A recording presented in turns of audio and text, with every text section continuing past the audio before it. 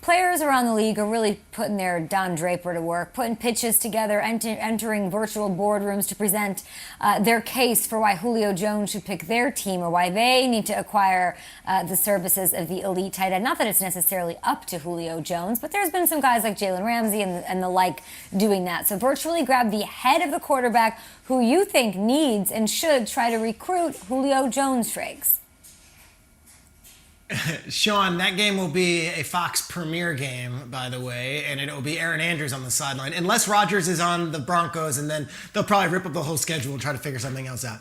Who should get Julio? Who should get Julio? Yes, because the Broncos play the Giants. I think this guy. Yeah, I know. This guy should be calling. Woo! All right, this guy should be calling. I think Cam and Julio have a relationship going back to the Alabama-Auburn days of the mid-2000s, and Cam, they've got everything. And Kendrick Bourne's going to be great, and we love the tight ends, and we love Aguilar. But imagine this career resurgence for both Cam and Julio together up there in New England with Josh McDaniels and Bill Belichick. I think Cam's got to pick up the phone and say, dude, everyone's writing us off, saying that we're done.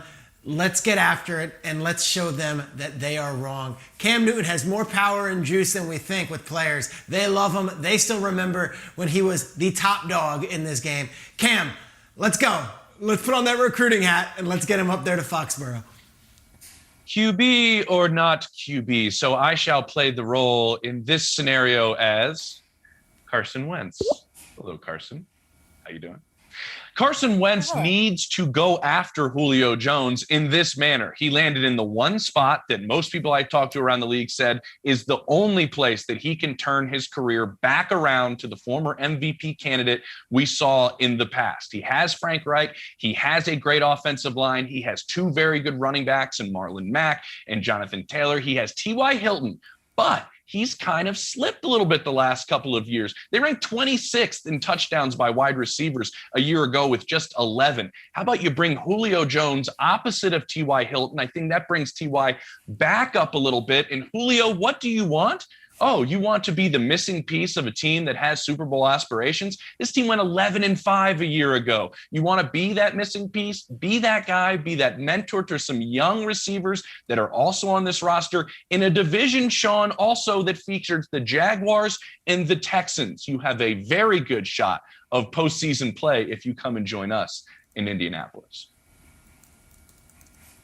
Yeah, it would be scary seeing Julio in Lucas Oil Stadium.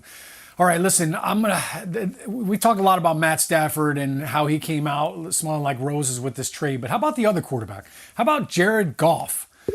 If you're Jared Goff right now, all right, you're being asked to make lemon. Look, there's a saying, you got to make, if life gives you lemons, make a lemonade. And that's what they're asking him to do in Detroit right now. When you look at his receiving core right now, he needs a guy like Julio. He needs somebody to help make him an explosive quarterback, help him with the deep passing attack, make some big throws down the field. You're in a division that has Aaron Rodgers and Devontae Adams. You've got Kirk Cousins throwing to Justin Jefferson. You've got Andy Dalton throwing to Allen Robinson or maybe Justin Fields. Who knows? But all these number one receivers, and you're Jared Goff, you just got traded to Detroit, and you're saying, this is great. I'm excited for this new team. I love that we're going to be physical, but at some point, we've got to throw the football. We've got to score points to keep up with these guys. I need some Don Julio here in Detroit.